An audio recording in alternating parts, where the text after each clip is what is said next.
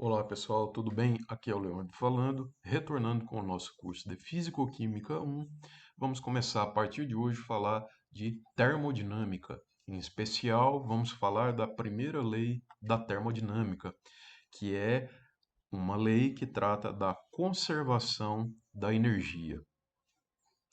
Nós vamos fazer uma pequena pausa sobre gases, tá? Mas a pausa é bem pequena. Nós tratamos de vários aspectos sobre os gases, as equações de estado dos gases, tanto a equação de estado dos gases ideais quanto a equação de estado dos gases reais, por exemplo, a equação de Van der Waals. Falamos sobre vários detalhes dos gases. A pausa vai ser breve, daqui a pouco eles já vão retornar para a gente abordar os princípios da termodinâmica aplicados a gases. Então a pausa vai ser breve. Nós vamos tratar aqui da termodinâmica clássica. Nós temos também a termodinâmica estatística, mas nós vamos abordar aqui a termodinâmica clássica. Na termodinâmica clássica é possível você falar de muita coisa sem falar em detalhes da constituição da matéria, tá? A termodinâmica clássica, ela foi desenvolvida em uma época onde, com a Revolução Industrial, tal, aquela época os engenheiros estavam preocupados com a eficiência das máquinas térmicas e sequer naquela época não se conhecia muito bem sobre a estrutura da matéria, né? Então, por isso, toda a termodinâmica clássica é possível você estudá-la sem detalhes particulares sobre a estrutura da matéria, constituição de átomos, constituição de moléculas, certo? Nós vamos falar muito sobre energia e trabalho, tá?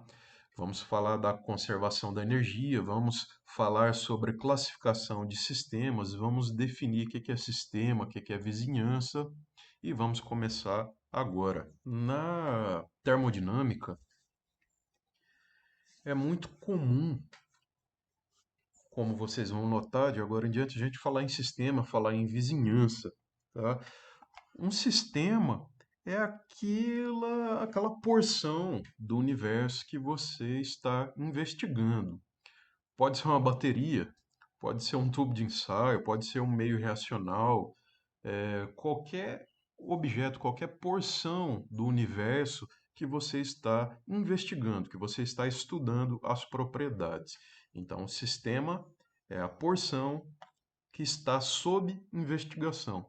Vizinhanças é o que está ao redor do teu sistema, é o que está em contato com o seu sistema, certo? E todo o resto é o universo. Então, nós vamos falar muito em trocas energéticas, trocas de calor, troca de energia, realização de trabalho, e é crucial que você compreenda bem essa, essa, essas, essa separação entre sistema e vizinhanças, porque o teu sistema vai trocar energia diretamente com as vizinhanças, via transferência de calor ou via realização de trabalho. Então, as vizinhanças é o que vai estar em contato com as fronteiras do seu sistema. É a parte do universo que vai estar transferindo energia para o seu sistema ou recebendo energia do seu sistema, certo? Então tá aí, sistema, vizinhanças e universo. Nós temos alguns tipos, pelo menos três tipos de sistemas. É comum fazer essa classificação aqui na termodinâmica. Nós temos o sistema aberto, que é aquele sistema que pode trocar tanto energia quanto matéria com o ambiente. Nós temos o sistema fechado, que é aquele sistema que não pode trocar matéria com as vizinhanças, com o ambiente, não pode trocar matéria, mas pode trocar energia, tá? Não entra e nem sai matéria do sistema fechado, mas pode entrar e sair energia. Já o sistema isolado é aquele sistema que não pode trocar nem matéria com as vizinhanças, com o meio, com o universo, e nem energia, tá? Por isso, aqui essa representação, né, bastante didática, por sinal, né? Temos aqui esse isolamento. Esse isolamento não permite trocas energéticas com as vizinhanças. Então, o sistema aberto pode trocar matéria e energia, sistema fechado não pode trocar matéria, mas pode trocar energia, e o sistema isolado não pode trocar nem energia e nem matéria com as vizinhanças. É muito comum a gente ouvir falar em energia, né? E uma definição que normalmente a física nos ensina é que energia é a capacidade de realizar trabalho. E um trabalho, nós dizemos que um sistema realizou trabalho quando há um deslocamento contra uma força de oposição. E aqui na termodinâmica você vai ouvir falar muito em energia, em calor, em trabalho, tá? E qual a importância, qual a relevância de se estudar a termodinâmica para a gente, que é muito interessado em química, né? Qual é a utilidade da termodinâmica? Por que estudar termodinâmica na fisicoquímica e por que os químicos têm que manjar de termodinâmica? Ora, lembre-se, as reações químicas pode acontecer duas coisas quando uma reação química acontece, né? Ou a reação química ocorre e energia é liberada para o meio, né? Agora a gente já pode usar os termos adequados, né? Aqui do capítulo, que sistema e vizinhanças, né? Então, quando uma reação química ocorre no sistema, essa reação química, ela pode liberar calor para as vizinhanças, ou então pode acontecer o contrário. As vizinhanças podem ceder calor para o nosso sistema, para daí auxiliar na ocorrência da reação química, né? Então, toda a química baseia-se em trocas energéticas, em trocas de calor. Daí a relevância, né? Você sabe que uma reação química nada mais é do que o rompimento de ligações existentes e a formação de novas ligações. Então, reação química é isso: romper ligações e formar novas ligações. E o saldo energético entre essas ligações rompidas e as ligações formadas é o que vai dizer, é o que vai nos orientar, é o que vai nos mostrar se a reação libera ou absorve energia, calor das vizinhanças, correto? Então, a termodinâmica ela lida com essas trocas energéticas, com trocas energéticas via transferência de calor ou trocas energéticas via realização de trabalho. Então, daí a importância dos químicos entenderem bem de termodinâmica, porque a termodinâmica é o que vai nos auxiliar a compreender e a descrever essas trocas energéticas entre sistemas e vizinhanças. O que é calor? Quando nós temos corpos a diferentes temperaturas que são colocados em contato, um fluxo de energia se estabelece entre eles, sendo que a energia flui do corpo mais quente para o corpo mais frio, certo? Então, esse fluxo de energia nós damos o nome de calor. Então, o que é calor? Calor é o fluxo de energia resultante da diferença de temperatura. Então, se nós temos dois corpos em contato, um com a temperatura maior, um com a temperatura menor, um fluxo de energia vai se estabelecer entre eles, sendo que a energia vai fluir do corpo de maior temperatura para o corpo de menor temperatura. Isso é calor, então. Temos que tomar cuidado, né? Que às vezes não paramos para pensar exatamente no que é o calor. Então, calor é o nome dado a esse fluxo resultante da diferença de temperatura, é fluxo de energia, tá? Note que calor, então, não é uma forma de energia, certo? Calor é o nome dado a esse fluxo, o meio de trocar energia. Então, calor é um meio de trocar energia, certo? e não uma forma de energia.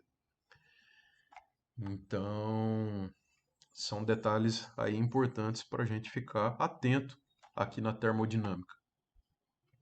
Essa imagem aqui, ela ilustra outro detalhe além do fluxo de energia, que é o nome que a gente dá de calor devido à diferença de temperatura, como já dito neste momento. Note que aqui nessa imagem de cima, o calor está fluindo, né? O calor está fluindo normalmente, está passando lá energia do corpo quente para o corpo frio.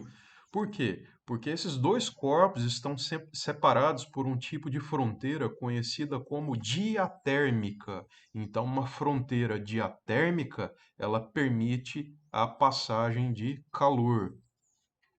Já nessa imagem de baixo aqui, nós temos uma fronteira adiabática. A fronteira adiabática, ela não deixa o calor passar, certo? Então são essas as diferenças entre uma fronteira diatérmica e uma fronteira adiabática. A fronteira diatérmica permite a passagem de calor e a fronteira adiabática não permite a passagem de calor. Agora uma ilustração bastante interessante sobre trabalho. Considere a seguinte situação: nós temos um metal aqui embaixo, sabe? Pode ser zinco, pode ser alumínio, e dentro desse frasquinho aqui nós temos ácido clorídrico. Você sabe que um metal em contato com um ácido forte vai liberar hidrogênio. É uma reação química que vai levar à liberação de gás hidrogênio. Esse gás vai expandir e vai empurrar esse pistão com um pezinho aqui para cima, certo? Então nós temos aqui o chamado trabalho de expansão. Note, o gás expande e empurra o pistão. O peso que está em cima do pistão vai se opor a esse deslocamento. Então nós vamos ter um deslocamento, o deslocamento de uma massa, desse pezinho aqui em cima do pistão. Nós vamos ter o deslocamento contra uma força de oposição. Quando nós temos um deslocamento contra uma força de oposição, nós temos o quê? A realização de trabalho, que foi o que nós falamos anteriormente. E aqui nós temos um zoom, mais ou menos, do que acontece, né? Mais detalhes do que acontece nesse tipo aqui de trabalho de expansão. Esse trabalho que o gás expandiu e levantou o pezinho aqui em cima do pistão. Então, nosso sistema está aqui dentro, né? Nosso sistema é tudo isso aqui que nós estamos investigando, que nós estamos estudando, investigando as propriedades. Está aqui o nosso sistema, tá? E, como dito anteriormente, né, tudo isso aqui é nosso sistema e o entorno, né, o que está em contato com o nosso sistema são as vizinhanças. Então, nós temos o nosso sistema e as vizinhanças. Então, o trabalho de levantar esse peso aqui faz com que energia seja transferida do sistema para as vizinhanças na forma de trabalho, tá? Anteriormente, ó, só voltar aqui um pouquinho. Anteriormente nós vimos uma transferência de energia aqui na forma de calor, né? Nós vimos aqui uma transferência de energia na forma de calor. Agora nós estamos vendo aqui uma transferência de energia na forma de trabalho. Então, nosso sistema está realizando trabalho sobre as vizinhanças, certo? Então, é importante notar também que quando a energia é transferida na forma de trabalho, essa transferência de energia na forma de trabalho se aproveita do movimento ordenado nas vizinhanças, certo? Então nós estamos deslocando esse pezinho aqui para cima de forma ordenada, tá? Já quando nós trocamos energia na forma de calor, nós induzimos um movimento desorganizado, certo? Quando o calor é transferido aqui do corpo quente para o corpo frio, né, o corpo de maior temperatura para o corpo de menor temperatura, essa transferência de energia via calor faz com que os átomos, as moléculas do material, se desloquem, né? Meio que um movimento desordenado, né? Então a gente diz que a transferência de calor, a transferência de energia via calor induz um movimento desorganizado. E a transferência de energia via trabalho induz um movimento organizado, certo? Então, calor induz um movimento desorganizado, trabalho induz um movimento organizado, né? Todos os átomos aqui e moléculas do objeto se deslocando no mesmo sentido, de forma ordenada, tá? Pessoal, o que tem que ficar claro aqui é o seguinte, que tanto o trabalho quanto o calor são formas diferentes de trocar a mesma coisa, que é energia, tá? Então são dois lados da mesma moeda. A moeda aqui é quem? A energia, certo?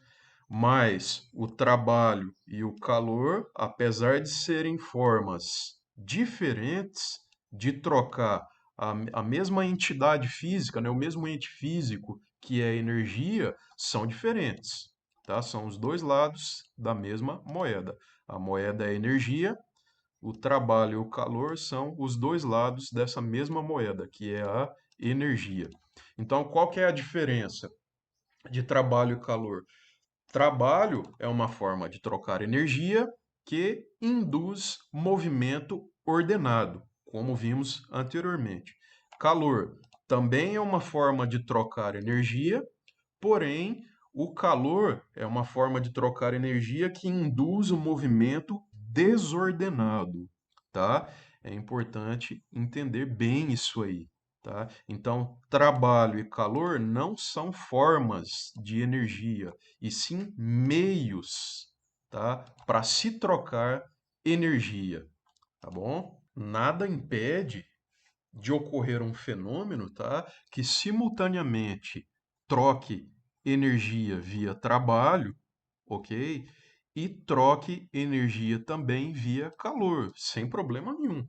Uma reação química ela pode ocorrer realizando trabalho e trocando calor também, simultaneamente, as duas coisas ocorrendo simultaneamente, sem problema nenhum, tá? Nós temos que falar um pouco agora sobre a convenção dos sinais. Isso é arbitrário, mas nós vamos adotar aqui o que a unanimidade moderna adota, a convenção dos sinais para calor e trabalho. Então vamos dar uma olhada nessa primeira imagem aqui. O retângulo verde, o quadrado verde, ele representa aqui o nosso sistema.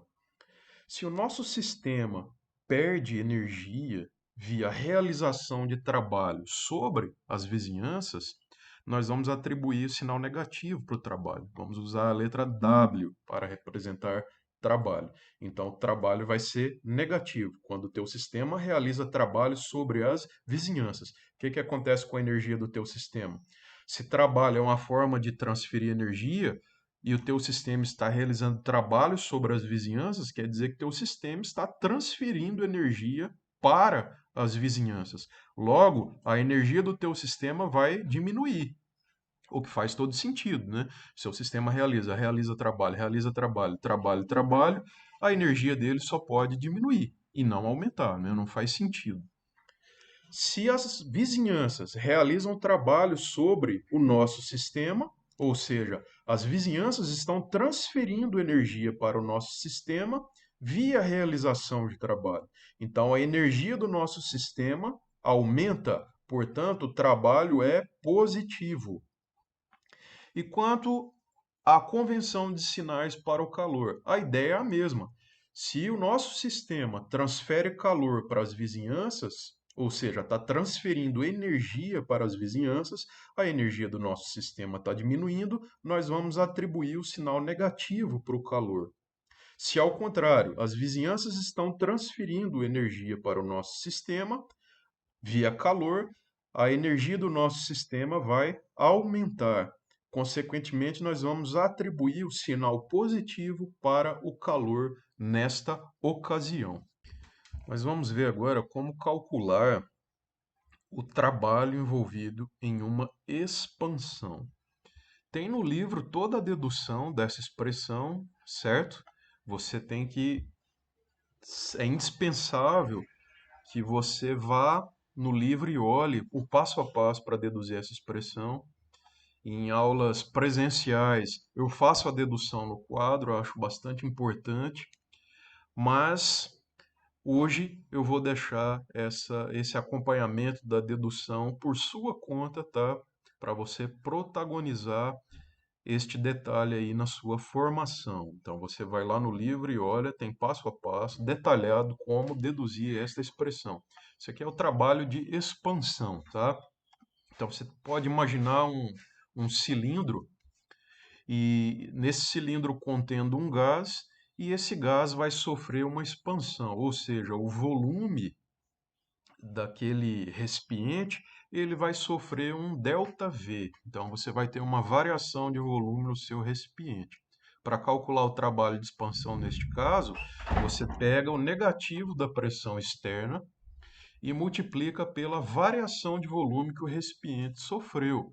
Detalhe, não é a pressão do gás que você tem que pegar para calcular, tá? É a pressão externa. Para calcular o trabalho de expansão, você multiplica a pressão externa pela variação de volume envolvida na expansão.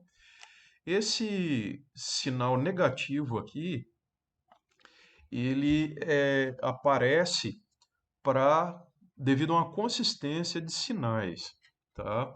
Porque você pode ter uma expansão ou uma compressão. Se você tiver uma expansão, o teu ΔV vai ser positivo, ou seja, o teu sistema está realizando trabalho sobre as vizinhanças. Então, esse negativo aqui vai garantir que o seu trabalho seja negativo para dar consistência ao que nós vimos anteriormente a respeito da convenção de sinais. Se ao contrário, o sistema sofre uma compressão ao invés de uma expansão, você pode usar a mesma fórmula, tá? A fórmula permite você calcular tanto trabalho de expansão quanto trabalho de compressão. Então, se o sistema está sofrendo uma compressão, o ΔV vai ser negativo. Então, o ΔV sendo negativo, vezes esse sinal negativo aqui, vai ser, nós vamos ter um trabalho que é positivo, consistente com a convenção de sinais adotada anteriormente. Ou seja, as vizinhanças vão estar realizando trabalho sobre o nosso sistema. Ou seja, o nosso sistema está ganhando energia das vizinhanças via trabalho. Então, o trabalho só pode ser positivo. Então, esse sinal negativo aqui ele é muito importante para manter a consistência da convenção de sinais que nós comentamos anteriormente. Um rápido comentário aí sobre as unidades. É aquilo que eu venho falando no decorrer desse nosso curso de Fisicoquímica, é você tomar cuidado com as unidades, né? Então, ao substituir números, valores aqui nas fórmulas, coloque também as unidades. A pressão é 3 Pascal, então escreve aqui 3 Pascal. Variação de volume, tantos metro cúbico, bota tantos metro cúbico, tá? Para não se perder aí com as unidades. E um detalhe importante é o seguinte: já que trabalho é uma forma de trocar energia, então realizou trabalho. Então você tem uma quantidade de energia trocada. E qual é a unidade SI para energia? É Joule. Então, unidade SI para trabalho, ou seja, troca de energia, é Joule. E para sair o trabalho em Joule direto, a sua pressão tem que estar em Pascal e a variação de volume em metro cúbico. Aí você tem que Pascal vezes metro cúbico é igual a Joule, tá? Tem um exercício, eu não sei se coloquei esse exercício nas listas de vocês ou se aparece só ali no livro, mas no livro tem uma questão no corpo do texto, tá? Onde pede para você mostrar que Pascal vezes metro cúbico é igual a Joule, Se não é bem isso, é algo parecido com isso. Dá uma olhada lá no livro que eu já compartilhei com vocês. Vou comentar agora sobre os trabalhos mínimo de expansão e o trabalho máximo de expansão. Começando pelo trabalho mínimo de expansão, que é o mais fácil da gente entender. O que é que eu quero dizer com trabalho mínimo de expansão? Imagina que a pressão externa seja igual a zero, que a pressão externa seja igual a zero. Onde é que eu vou ter uma pressão externa igual a zero? Se aqui for vácuo, tá? Se o teu cilindro, né? Imagina um gás confinado aqui no cilindro e esse gás vai expandir, empurrando o pistão, né? É um trabalho de expansão. Esse gás confinado lá no cilindro, se ele se expandir contra uma pressão externa igual a zero, quando é que eu vou ter uma pressão externa igual a zero? Uma expansão para o vácuo. Então imagina que aqui fora nós temos vácuo, ou seja, pressão igual a zero. Nosso gás vai se expandir, vai empurrar o pistão e, neste caso, o trabalho de expansão vai ser quanto? Se a pressão externa é igual a zero, então o trabalho realizado vai ser igual a zero, certo? Partindo do princípio, né, que o pistão aqui ele tem massa igual a zero, ele tem peso igual a zero, ele não oferece nenhuma resistência para a expansão, porque o trabalho é isso, né? É um deslocamento contra uma força de oposição. Se você não tem força de oposição, então o trabalho realizado vai ser igual a zero, ou seja, teremos neste caso o trabalho mínimo de expansão. Então, o trabalho mínimo de expansão, ele vai ser igual a zero em qual situação? Quando a pressão externa for igual a zero. Agora eu te pergunto, e quanto ao trabalho máximo de expansão? Em qual situação nós vamos ter o trabalho máximo de expansão? Ou seja, a situação na qual o gás vai se expandir e vai realizar o trabalho, o maior trabalho possível. Em qual situação eu tenho a observação desse trabalho máximo de expansão? Ora, se a minha pressão for mínima, ou seja, igual a zero, o trabalho realizado de expansão vai ser o menor possível, vai ser igual a zero. E se eu quero o trabalho máximo de expansão, eu tenho que ter o quê? A maior pressão possível. Se eu tenho a maior pressão possível, o meu trabalho realizado de expansão, ele vai ser o maior possível, ou seja, ele vai ser o trabalho máximo de expansão. Aí você pode me dizer, é só a pressão externa ser infinita. Só que nós temos um problema. Eu quero que o meu sistema sofra uma expansão. Para o meu sistema sofrer uma expansão, a pressão externa ela não pode ser maior do que a pressão interna do gás. Concorda comigo? Porque se a pressão externa for maior do que a pressão interna do gás, o que vai acontecer? Vai rolar uma compressão ao invés de uma expansão.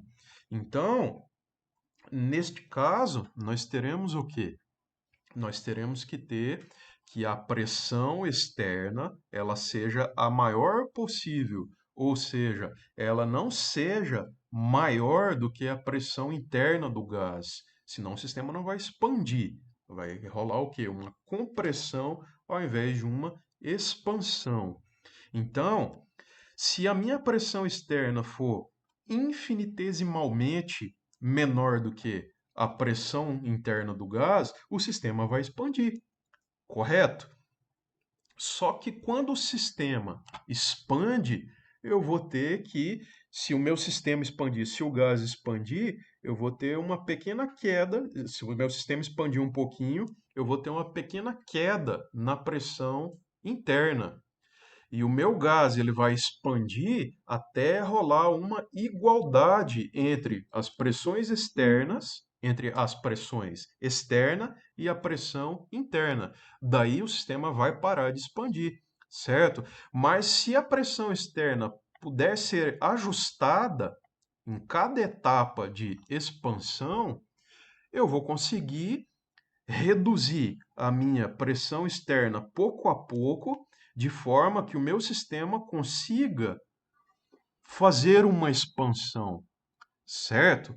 Então, nós vamos ter um conjunto de etapas infinitesimais de expansão. Portanto, a pressão interna do gás, ela deve ser infinitesimalmente maior do que a pressão externa. Quando isso acontece, vai rolar a expansão. Uma pequena quantidade de trabalho vai ser realizada, trabalho infinitesimal. Aí, quando o gás expande, a pressão dele cai, de forma que a expansão vai ocorrer até a pressão interna do gás se igualar à pressão externa. Neste caso, quando a pressão externa é igual à pressão interna do gás, a expansão não vai mais ocorrer, nós vamos ter o equilíbrio mecânico.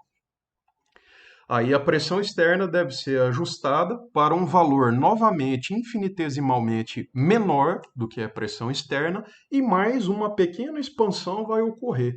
Novamente, essa expansão vai ocorrer até a pressão interna do gás se igualar à pressão externa. Ok? E assim sucessivamente. Nós vamos ter um conjunto infinito de expansões infinitesimais. Então, a pressão externa, ela deve ser constantemente ajustada para um valor infinitesimalmente menor do que a pressão interna do gás, para que o trabalho de expansão ocorra. Como é que a gente vai calcular daí o trabalho total realizado neste caso? Aí, se nós temos um conjunto de expansões infinitesimais, eu tenho que somar o trabalho realizado em cada uma dessas etapas infinitesimais, e isso sugere o uso de quê? Exatamente o que você aprendeu lá no cálculo, a uma integral. Então vamos lá, para a gente se organizar aqui. A gente já falou antes como obter o trabalho mínimo de expansão. Trabalho mínimo de expansão, a fórmula para calcular o trabalho de expansão, a fórmula genérica é essa aqui. Então, eu vou ter o trabalho mínimo de expansão quando eu tiver a menor pressão externa possível. E a menor pressão externa possível, evidentemente, é zero.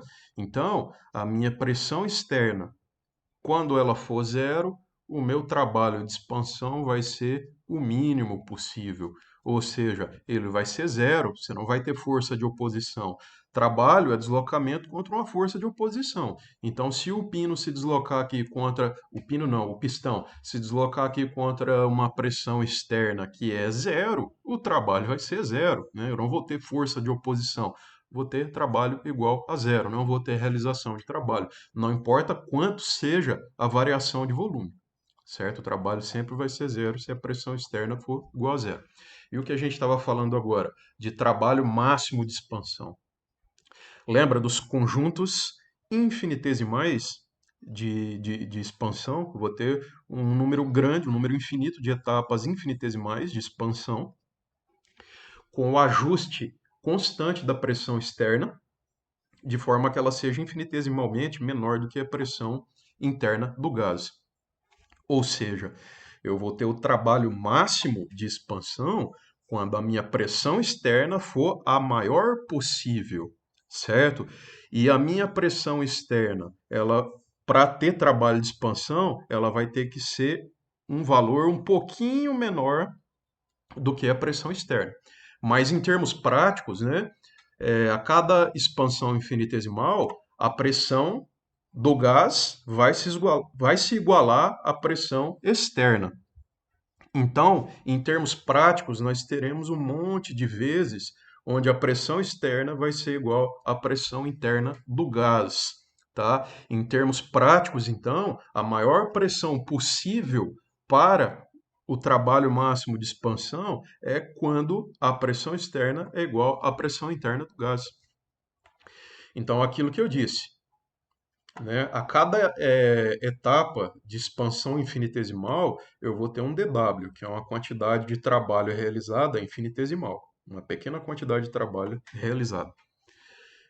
Eu vou trocar o P externo pela pressão interna do gás, pelos motivos já expostos anteriormente. dV é uma variação infinitesimal no volume, né? Ao invés de escrever ΔV, que é uma variação uma grande variação no volume, né? Uma variação finita, eu vou ter uma variação infinitesimal no volume, quando eu estou falando de uma expansão infinitesimal. Então, se eu tenho dw e eu quero chegar no w, eu vou integrar essa expressão dos dois lados. Integral de dw é w, integral de p dv. Então, a minha variável, do lado direito, a minha variável de integração é quem? É o volume. Então, eu vou ter uma expansão onde o meu volume vai variar de VI até VF, que são os limites de integração, certo? Vou deixar na próxima lista de exercícios você resolver essa integral, tá? Vai ter um exercício lá para você resolver essa integral, certo? Então, dando seguimento aí, agora, já que falamos do trabalho mínimo, trabalho máximo de expansão, quando nós temos essa situação para o trabalho máximo de expansão, ou seja, a pressão externa tem que ser igual à pressão interna do gás, para cada uma das etapas, ao término de cada uma das etapas de expansão infinitesimais, eu preciso aqui neste momento fazer a seguinte observação. Quando essa situação, onde essas pressões são iguais, onde eu tenho esse conjunto de etapas de expansão infinitesimais, onde a pressão externa é igual à pressão interna do gás, eu digo que essa é uma expansão reversível. Tá? Por que reversível? Aqui na termodinâmica, o sentido de falar reversível é algo um pouco mais particular, um pouco mais amplo do que a gente está acostumado, né? No nosso dia a dia, reversível pode ser revertido, mas em termodinâmica, falar que um fenômeno é reversível é dizer que ele pode ser revertido pela modificação infinitesimal de uma grandeza. Então, por que que eu posso afirmar que nessa situação aqui que nós estamos estudando, eu tenho um fenômeno que é reversível, eu tenho uma expansão que é reversível? Ora, você tem a pressão externa e a pressão interna do gás. Se a tua pressão externa for um pouco maior do que a pressão interna, eu vou ter uma compressão. Se eu modificar infinitesimalmente a pressão interna do gás, fazendo com que ela seja infinitesimalmente maior do que a pressão externa, o que vai acontecer? Eu vou reverter o processo, aí eu vou ter uma expansão, certo? E assim por diante.